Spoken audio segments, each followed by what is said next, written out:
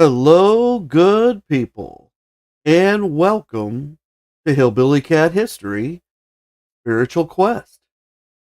We're in Chapter 11 of the Impersonal Life with Joseph Benner.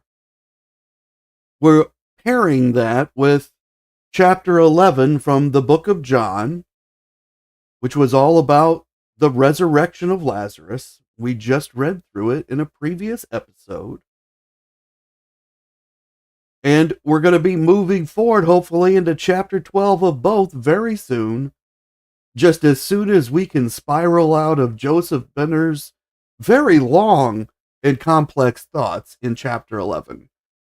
Hi, Angel's Girl. Thank you so much for coming. Hi, Elizabeth. Thank you for coming. Appreciate seeing both of you here.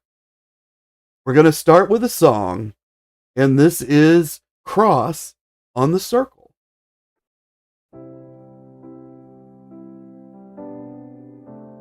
He saw the cross at dawn and said, "It's a good omen, and a dream again."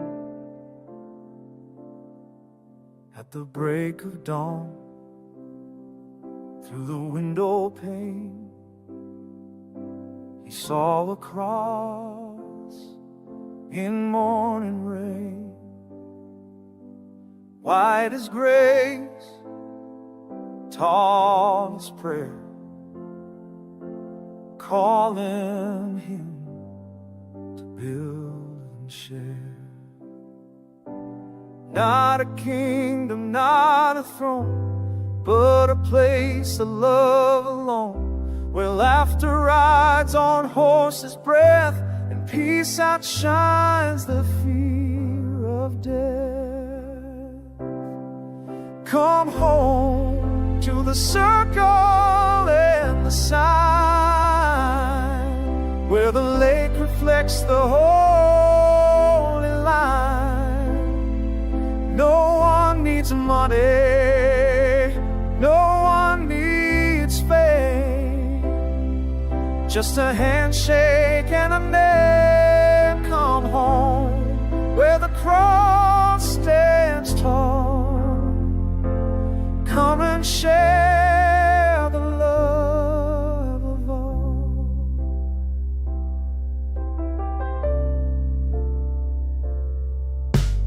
Mobile homes and barbecue nights, trucks and trout and porch light rides, the hand-picked heart to share the dream, a mythic village by the stream. This is more than land, it's grace, refuge carved in sacred space, a gift of love to friends and kin, protected from the world's loud din. Come home to the circle and the sign, where the lake reflects the holy line. No one needs money, no one needs fame, just a handshake and a name. Come home, come home, where the cross stands long. Come and share the love of all. Oh,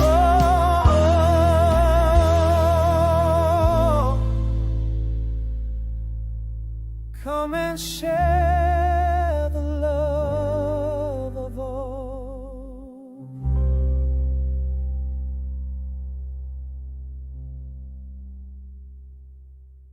Thank you for gathering here at Hillbilly Cat History, where we remember together and listen for the echoes. And we've got echoes from Elvis coming up again today. But I'm going to start with a brand new feature that I'm going to be adding to the beginning of all my live streams. And this is going to be What's on the Bookshelf. So there's an empty bookshelf behind me. You can just barely see it. There are books below. Something's got to anchor that bookshelf so it doesn't just fall over. But what we're going to do is I'm going to show you the books that I physically own that are in my Elvis library. Most of what I show on the channel isn't really from the books. It's source material. But I know that we've all read these books and it's part of what we all share.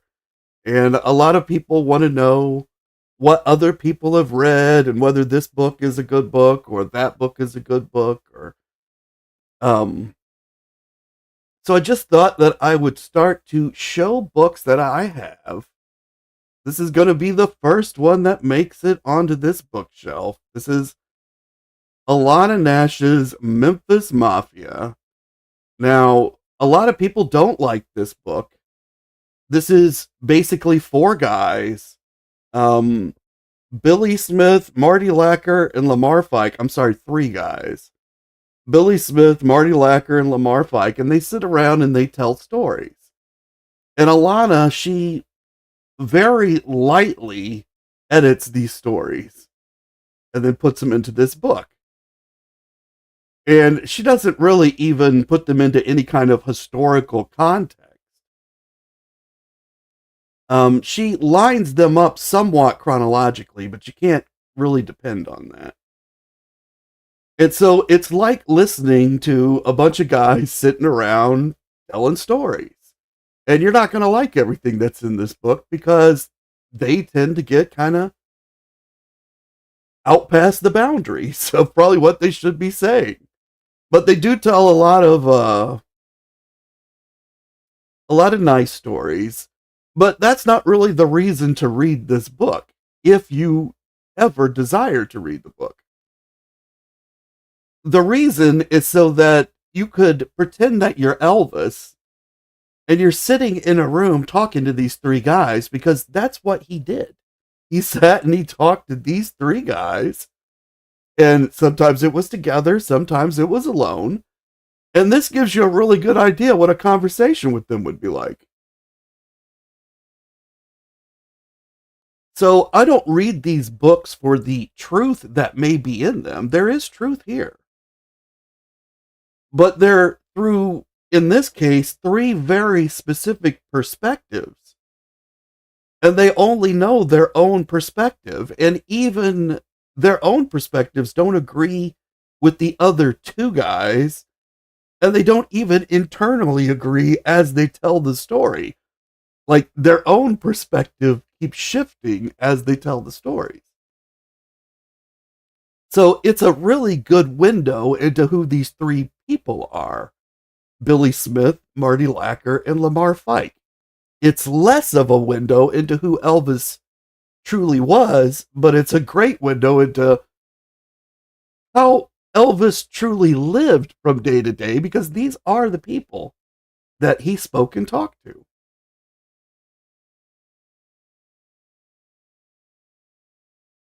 Now, you might ask, why would you choose this book to be the very first that goes on the bookshelf?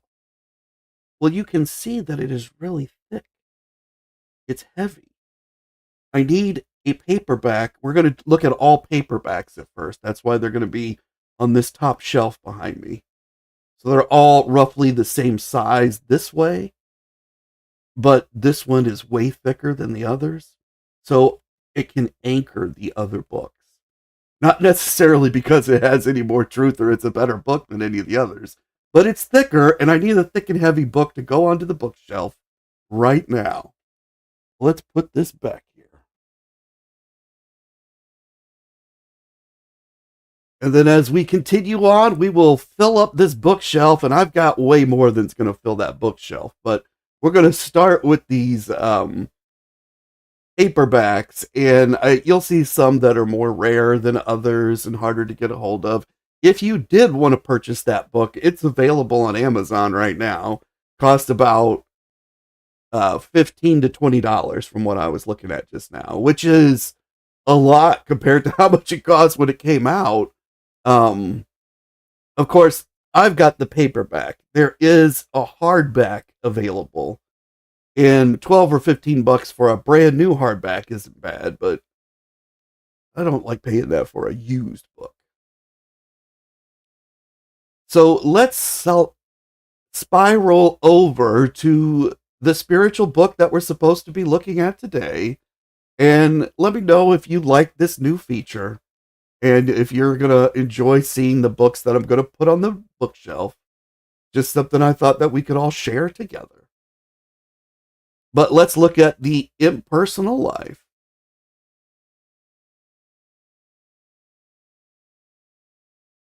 And this says, you are what you believe you are.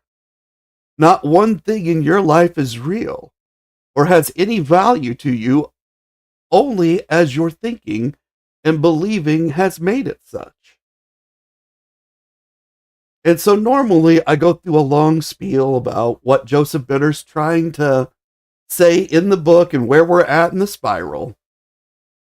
I'm not going to do that today because this particular sentence or paragraph, well, I think it reflects and resonates with a lot of things that we all already kind of believe and that we're told within our society.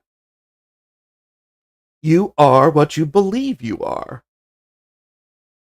Not one thing in your life is real or has any value to you only as your thinking and believing has made it such. That the value you find in life is the value you create in life. It's what you personally value. That's how you measure your life. And that's based on your thinking and believing that's made something real.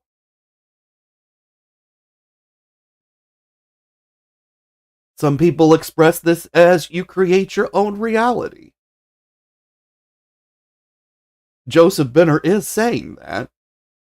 Now, he's always reminding us that everything is truly unity and love. So anything that we think we've created that's independent from unity or love, well, ultimately it will be an illusion. But at the same time, it's an expression of love. And that's what we're supposed to be doing here, expressing the divine attribute that we were sent to express. And Pamela says that she's noticed a number of people mentioning having philosophical conversations with Elvis. But they say what Elvis thought, which she thinks is odd. That's a great observation. And what's great about being able to notice that is that you're right. It's odd that they're trying to tell you what Elvis thought. They're truly telling you what they thought. Those are their thoughts. That's the way that they interpreted whatever Elvis was trying to get across to them. You can see from, in this series, from the books that Elvis read and from the annotations that he made, that he wrote and thought in layers. And therefore, they got a layer, but they didn't get all the layers. And the layer they got might have been twisted through their own perception. So it wasn't even necessarily what Elvis was trying to get across.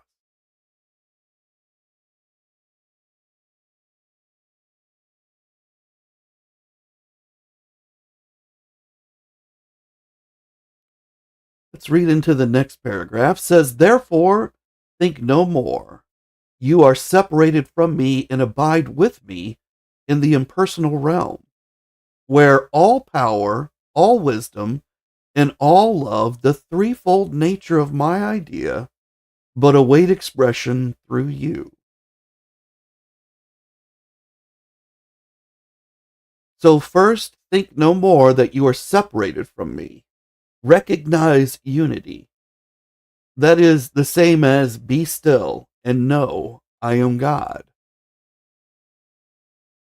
It's more a reference to how we should continue to maintain unity and alignment outside of the sheepfold. It's kind of an instruction for that. You put your personality mask back on, but don't forget, continue to think that you are not separated, that you're still part of unity, or at least remember there is a unity. That was part of this whole spiral process, is we had to first turn around and recognize we needed to turn around. And it says, abide with me in the impersonal realm. This is a reference to what I'm calling the divine shard, which is you, wrapped in your soul body, which is perfect, wrapped in the imperfect reflection of the soul body, which is your mortal body. But this is indicating that even as you walk towards solitude to express the divine attribute that you're here to express, that you can maintain a handhold inside of unity so that you don't have to be as separated as you have been. But it's also an idea about just remembering to realign. And that to remember that the flow of all power, all wisdom, all love, all of that is love. It's all the Holy Spirit. The threefold nature of my idea, that's the Trinity: Jesus, God, the Holy Spirit. Power is God. Wisdom is Jesus. And love is the Holy Spirit, although you could switch those around. They're each all three of those as well. But it's a Trinity representation. That's why Joseph has put it here. It's referring back to Christianity. But await expression through you. That's the mission. The expression of the divine attribute. And you're going to do that through power, wisdom, and love, which is like a film projection. We are the film that gives shape to the undifferentiated power, wisdom, and love, the light that flows through us, so that when others see it, it has meaning, not just power.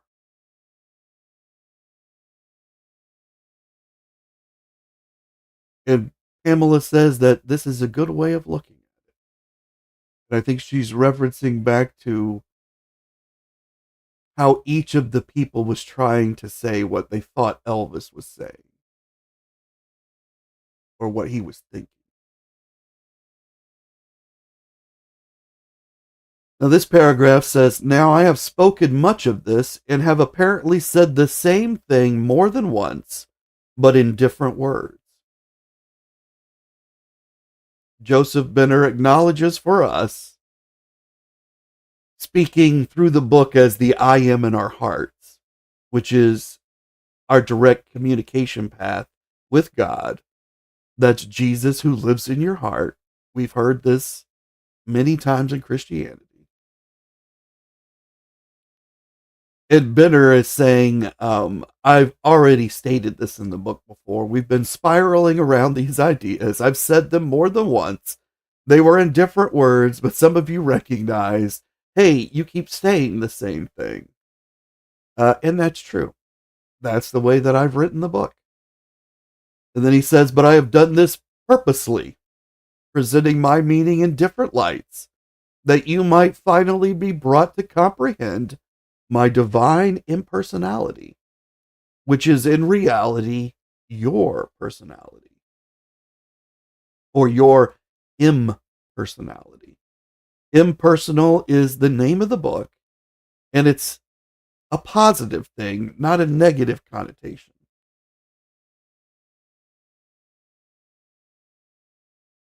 In unity, we will have no personalities. Personalities are the film strip that we're using here to give meaning to the light.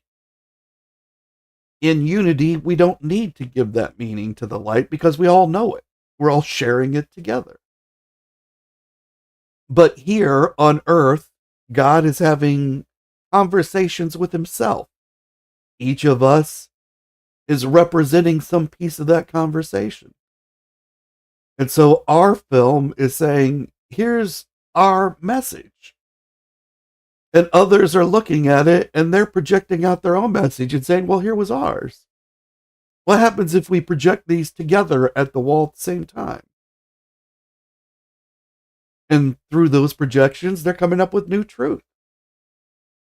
It's the same way that your own mind works. You have conversations with yourself, different thoughts that bounce off at each other, parts which resonate and they accumulate, parts which don't resonate and they pass you by for now. And that's the same thing the book is saying. It's got all of these kind of parts in it. And it's what you've been doing your whole life with everything that comes through your brain. This book is no different. And this says, yes, I have repeated and will continue to repeat many truths, and you may think it tedious and unnecessary. But if you will read carefully, you will find that each time I repeat a truth, I always add something to what has already been said, and that each time a stronger and more lasting impression is made upon your mind.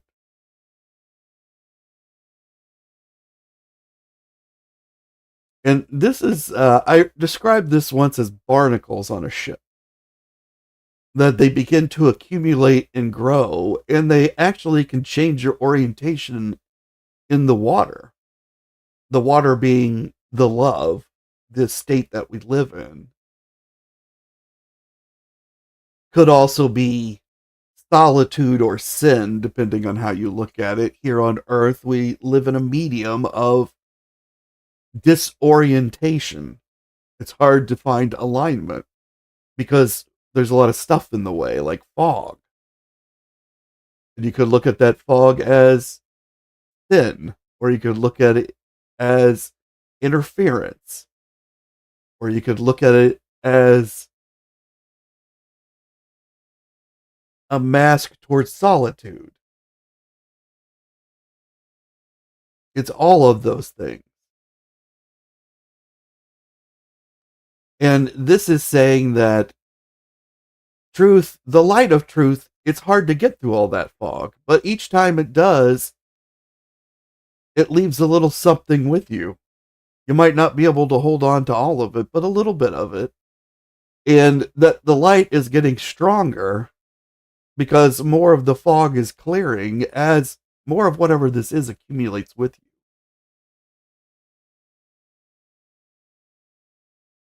And it says, if that is so, my purpose has been accomplished, and you will soon come into a soul realization of that truth.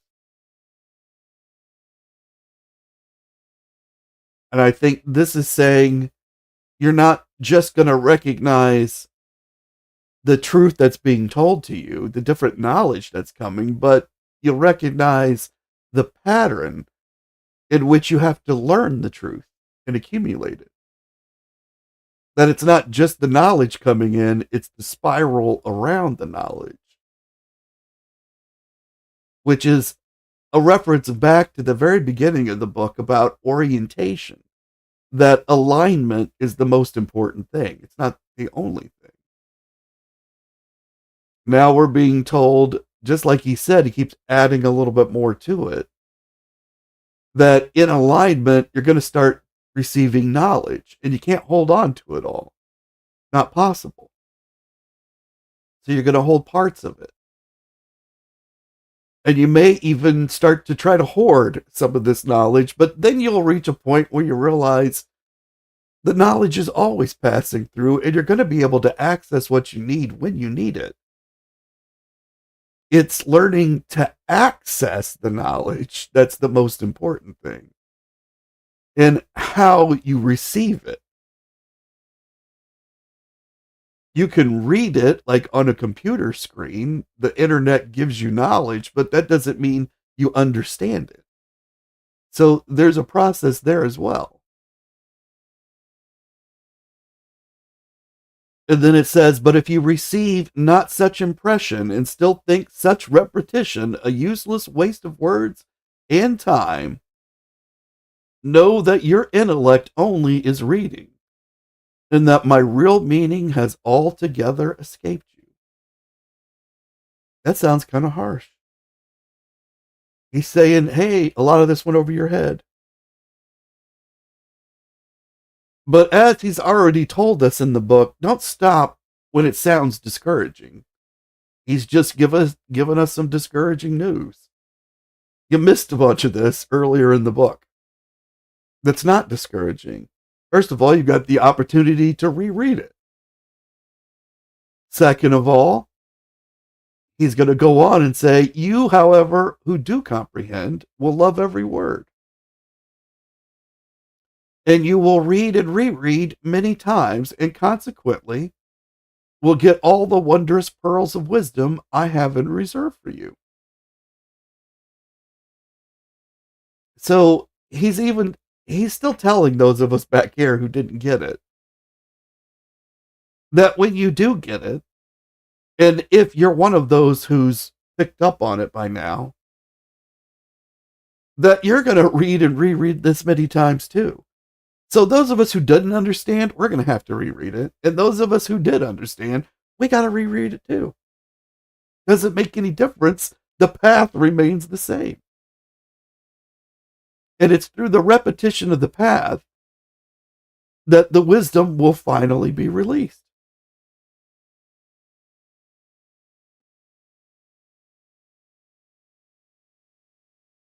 And it says, in this book and its message will be to you hereafter merely a fount of inspiration, or a door through which you will be enabled to enter into the impersonal estate and to hold sweet communion with me, your Father in heaven, when I will teach you all the things you desire to know. This resembles, in the prophet, we read a passage that said that there were people outside of the temple and that the teacher went out to get them from the shadow of the temple. And he could take them to the steps, but he can't push them inside the temple. He can only show the door. And Joseph Benner here is saying, this book is a door. It's not the only door, but I'm showing it to you. And I'm telling you there are other doors if you want to find one of them. But it's a door until you walk through it. And once you walk through it, it will then become inspiration. And so it seems like a challenge from this side because there's discernment, we know, that has to happen before you can pass through the door of a sheepfold. And so there's some kind of discernment going on here, and then you'll be able to walk through, and then it will transform into this fount of inspiration. And it's encouraging us that the time that we spend figuring out how to get through the door is not wasted. Even if we never enter through this particular door, that we are prepping ourselves to go through a door. And that preparation is as important as the knowledge we're eventually going to get when we get through. But that it's all part of this same process. And Elizabeth says it is hard a lot of times if you don't understand something to keep reading and rereading. So you understand even tough, it is best to reread it to understand it. Right. Sometimes it requires walking away for a while too. Joseph's not saying, hey, start the book over right now and start rereading it. He's already told us earlier in the book, you have to take this in little bite sizes and kind of worry through it like a dog with a bone. And then when you think you've got that one all figured out, or you've just lost the taste for it completely, come on back and we'll work through something else. And that is the way that the spiral works. And that sometimes the spiral spirals back to the beginning and you just walk the whole path over again. And that's all okay. That is like the MC Escher vision of the spiral. The one that just keeps looping through itself. I gotta find a picture of that to show us.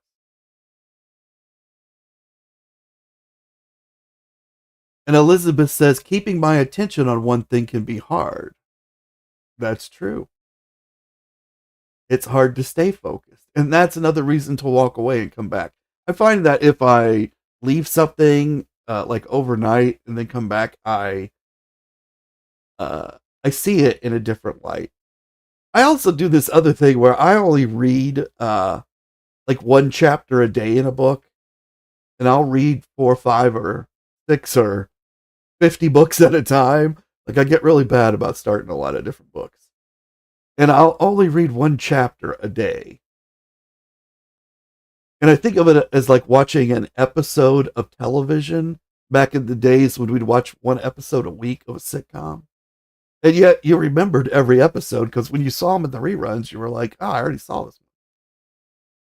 So your retention was very good. But if you read like 3 or 4 or 5 chapters at once, your retention of what's in those chapters, it dissipates, is what I find.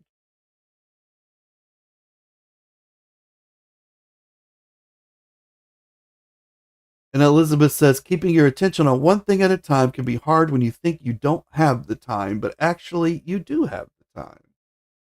That's another good point, that you feel rushed a lot of times. That's part of being still, is to not feel rushed. And Elizabeth says that is true to do it that way so you don't get frustrated. She's talking about walking away and then coming back later. And so that you don't understand, just do one chapter at a time. And like Benner here is saying, even if you don't understand the chapter, just move on. Move on and get to the next chapter. And if you hit the end, well, go ahead and start over. Now, of course, Benner's written other books too, so you could just move into one of his other books and he's going to spiral around these ideas again. At least that's what I'm guessing. I haven't read his books, but I'm kind of guessing he is. This says, I have been picturing the impersonal estate from many viewpoints. Well, that's interesting because we've been talking a lot about multiple perspectives. And he says, I have been picturing the impersonal estate, which is unity, heaven, from many viewpoints in order that it may become so familiar that you can unerringly distinguish it from all inferior states and may learn to dwell consciously in it at will.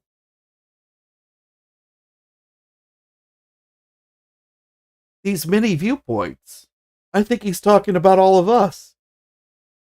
He's talking about all the divine shards that are wandering around on earth and that have ever lived. And he's saying, and that ever will live. And he's saying, I've looked at this through all of your perspectives. And so I've got these things that I'm able to say, which are maybe the metaphors that Jesus gave us for heaven, like streets that are paved with gold. And that way we can, without doubt and without mistake, that's unerringly, without mistake, distinguish it from all inferior states. That just as the people who saw Jesus, they knew somehow that he was the Son of God in Christ, that we'll know unity when we see it. And none of the many unities or the echo unities that we move through here on earth, like the sheepfold, like church, like family, like meditation, that all of those are inferior states of unity or echoes of unity. And that we'll be able to transpose ourselves into this other realm at will, this realm of unity. Now, this reminds me of a book I read once by Stephen King, and he wrote it in tandem with this other guy. I can't remember the other guy's name. I think it was Pete or something. But Stephen one of them wrote the part where the kid was wandering through the earth that we all know, the earth we all inhabit here, although it was in the 1980s. That's when the book was written. Peter Straub, thinking is the other author's name. And the other guy wrote the fantasy part, so I think that was Peter's part. But this main character would transition back and forth from this world to another world. But the progress they made in each world, it translated back into the other world. Can't remember the name of that book. If any of you are Stephen King fans, you probably know the one I'm talking about. Throw it out in the chat or into the comments for me later. And I'll tie it all back to that one of these days. But for now, let's spiral back out of this book and move over to a handwritten Elvis Presley note that says, "Love possesses not, nor will it be possessed, for love is sufficient unto love." Elvis Presley. We have seen Elvis write this in a book. I don't remember which one. I think it was a copy of the Impersonal Life, but it might have been The Prophet. I think we might have seen him write it more than once.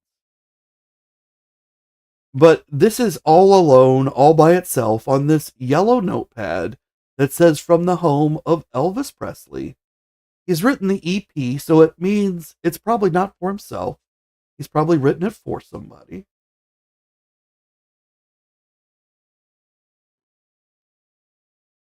And we've talked about what it may mean before, but obviously it has layers of meaning. And in one layer, it's saying, it's kind of that old saying that if you love something, set it free. And if it comes back, then that love was meant to be. And if it doesn't, then that love was for a short period. It had a lifespan. And that's kind of what this is saying, that whatever you love, well, it needs to remain free. It's not possessed because you love it. You don't own it because you love it.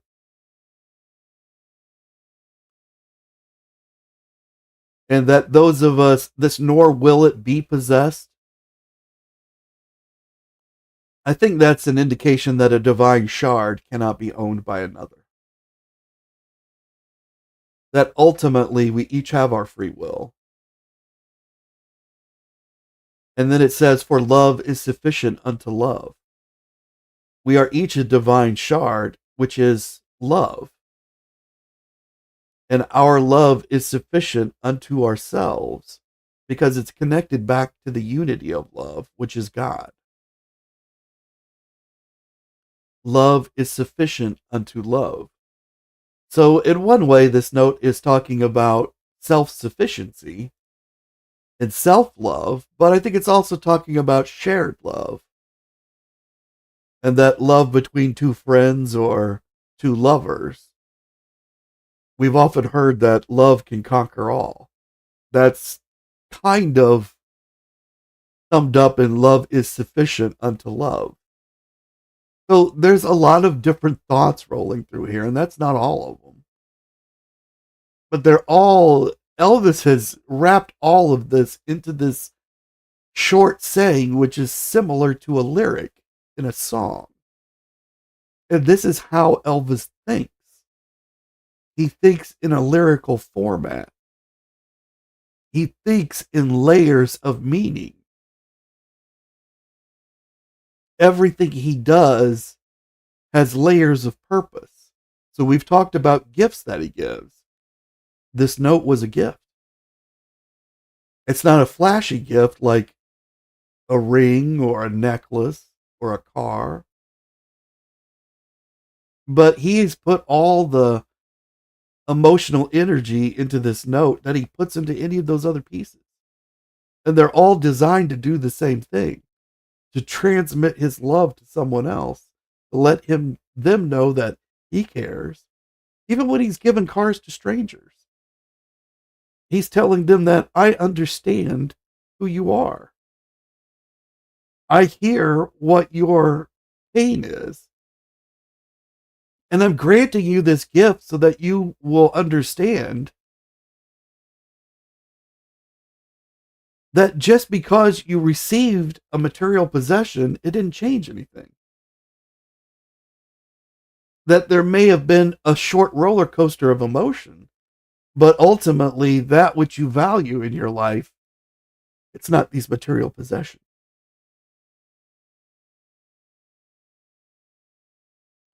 And Pamela says that taking a break makes sense. Otherwise, you end up reinforcing what you don't know.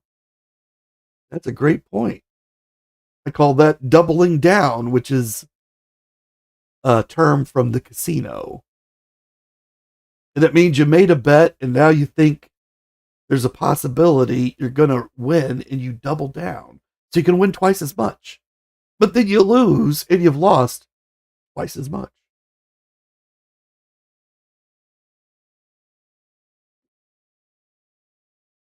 But you get locked into that in your own head because you let your emotions lock you into that. And really, the emotions,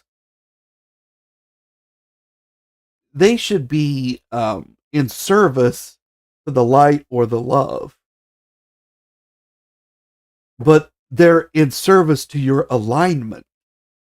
So whether you're aligned or misaligned, and so when you don't understand something, it kind of starts to force you into misalignment because you get frustrated about it.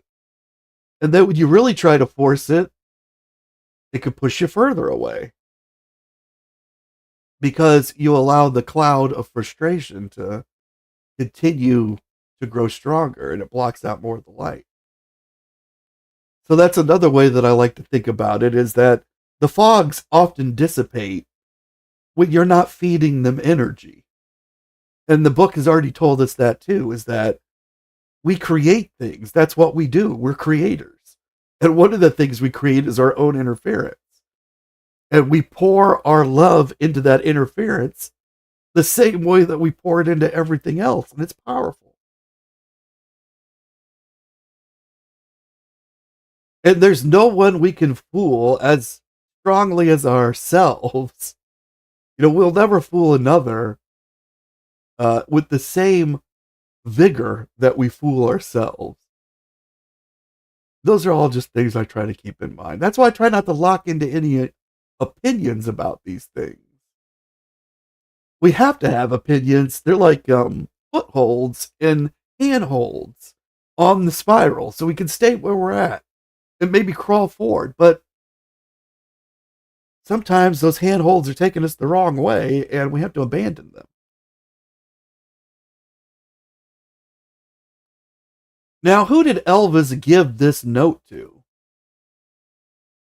Well, it was Patty Perry, who's pictured here with Elvis and Linda Thompson. Elvis loved Patty. She did his hair. She was one of the hairdressers, but she was also his friend. She referenced their relationship as a brother-sister kind of relationship. Patty says, I was employed by the medical group. Oh, wait, this is the wrong one. Oh, I guess I don't have the right one.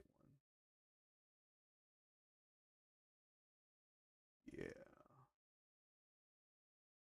But Patty had said that Elvis had given this to her sometime in the 1970s. So love possesses not, nor will it be possessed, for love is sufficient unto love.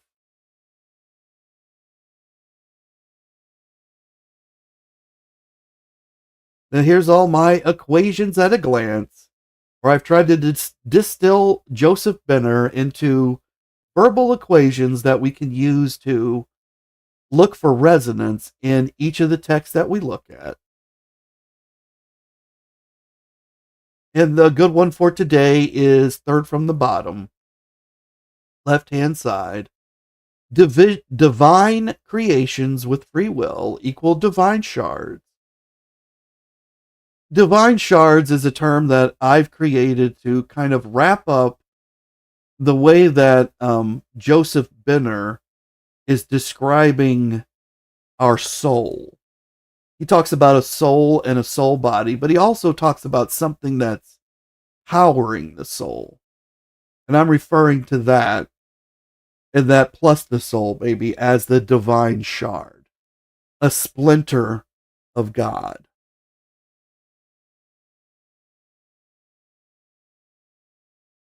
And it also equals expressions of love, because everything is love. Love is the building block of the universe. Love equals God. We can see above, I am God equals love. And be still and know I am God is be still and know love. So we are pieces of love animated here on earth in order to express that love, but to express it with filters so that it takes on a meaning that's communicated to others. Doesn't have any meaning if no others receive it. That's part of the deal too. We don't have to know the others are receiving it. It's just that in the long run, that's what's happening here. Is these expressions are being reflected into others and becoming part of their expression. And if you think about it sequentially, like over time, which God does not experience, but we do, we experience sequence. This has been going on since Adam and Eve. And so these expressions have been bouncing amongst us and adding and improving each generation of expression would be another way to look at it. That we each all start off in the same place.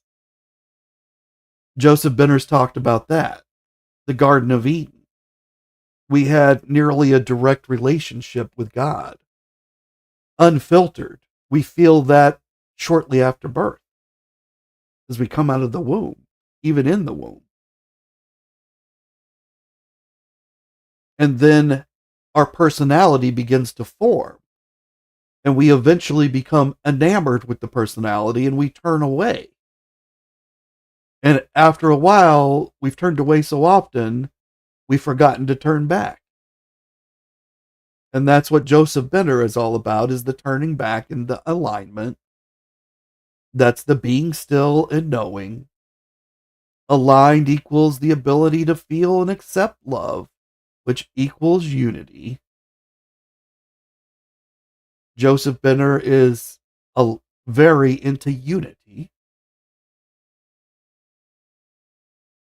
So these are just equations to help us bounce among these ideas and see them where they're reflected in the prophet, where they're reflected in the impersonal life, where they're reflected in the book of John. And here is a copy of the prophet. And you can see Khalil Gibran. So had difficulty remembering the name, and luckily the chat helped me yesterday. But we can see this is the initials KG, which is GK in verse. And of course, GK was George Klein, Elvis's good friend.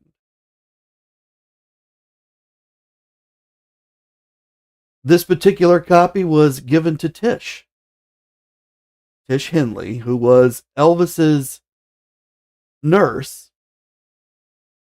And Tish says, I was employed by the medical group for 40 years. However, I was on call at the Graceland residence for the health and care of the entire Presley family, under the supervision of Dr. George Nikopoulos.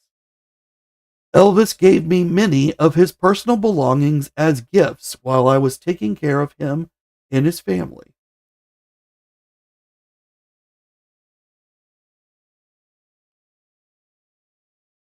She says, I, along with my husband, well, she says first that I was Elvis Presley's personal nurse from 1968 to 1977. I, along with my husband Tommy and my two daughters, Deborah and Donna, and that's not Donna Presley, but there's another Donna living at Graceland. Deborah and Donna lived on the Graceland property from 1973 to 1983. She says one of Elvis's favorite books, The Prophet by Khalil Gibran. Many a night we sat and I would read in this book. Elvis gave me this copy with his handwritten notes. Now, unfortunately, we don't get to see his handwritten notes other than this inscription, which says to Tish, my personal savior, in the middle of the night. Now, we all know that Elvis had incredible insomnia issues, and that one of the ways he dealt with insomnia was through medication, through pharmaceuticals.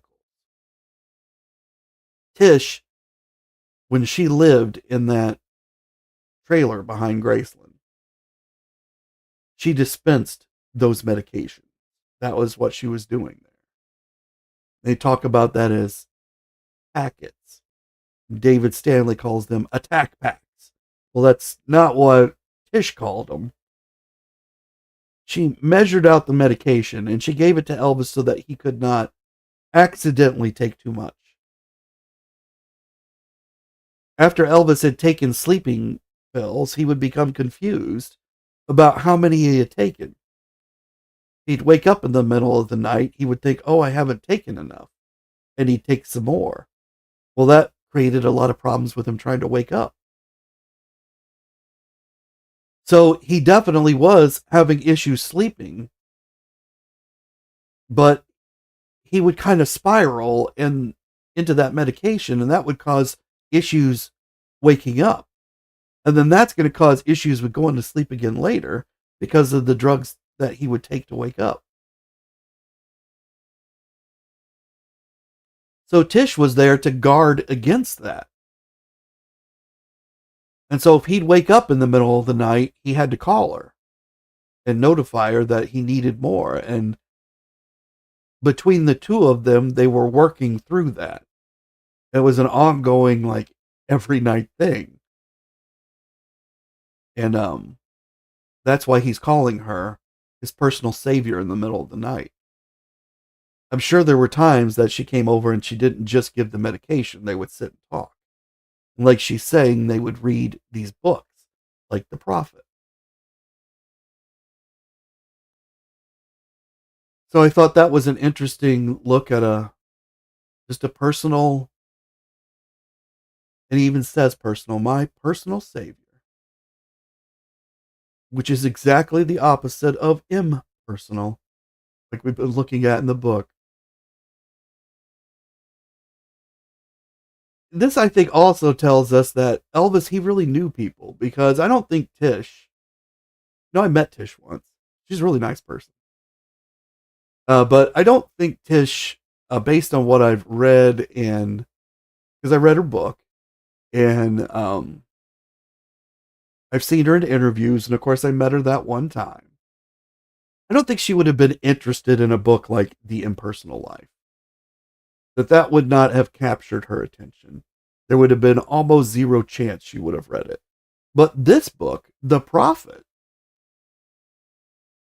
obviously Elvis is having spiritual conversations of some sort with Tish.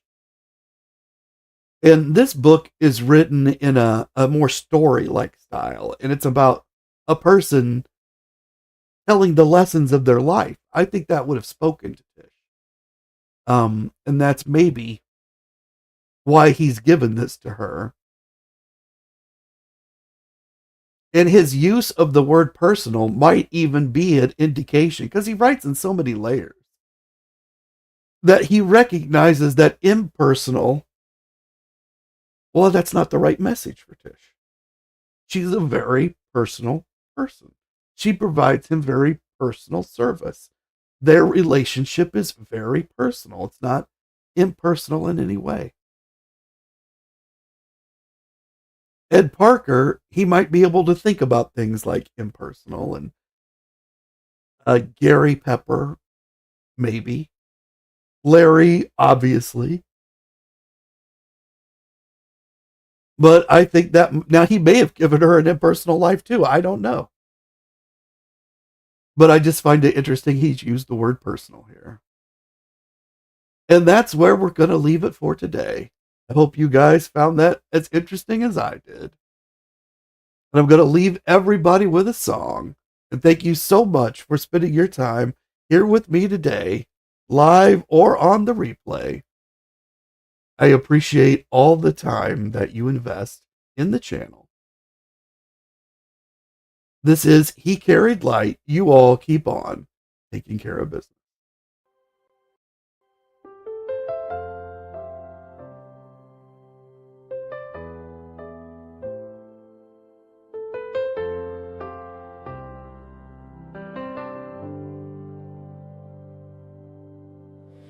In the margins of the pages his voice still speaks, whispers of longing, of love that seeks. Lisa saw the notes, every thought, every prayer, a father's searching heart still breathing there.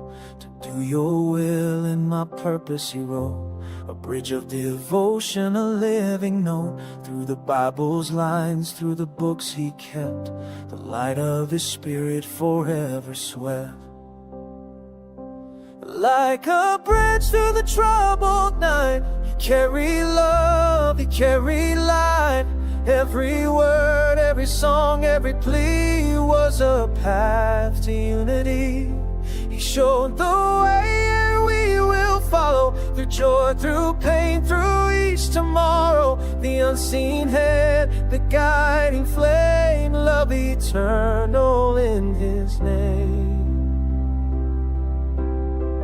Delta held the book with gold on its face, the impersonal life, his sacred place. Larry gave the gift and Elvis was changed. New doors opened, horizons rearranged. He is within us at all times, he said. A chorus of hope where the faithful are led. Fans sent their prayers, their Bibles the song, and Elvis carried their faith along. Like a bridge through the troubled night, you carry love, you carry light. Every word, every song, every plea was a path to unity. You showed the way and we will follow, through joy, through pain, through each tomorrow. The unseen hand, the guiding flame, love eternal in his name. Show me the way and I will follow. His voice was a prayer through joy and sorrow. The road to seek it never ends. His journey became the gift of friends. From cousin to co-star, from friend to kin, the spirit he carried was shared within. I will sing his praises for all to hear, a song of salvation, a love sincere. Like a bridge through the troubled night, you carry love, you carry light. Every word, every song, every plea was a path to unity. He showed the way and we will follow, through joy, through pain, through each tomorrow. The unseen hand, the guiding flame, love eternal in his name. There's got to be a reason, he said, a purpose unseen, a life spirit led. And through the notes, the prayers, the song, his bridge of love still carries on.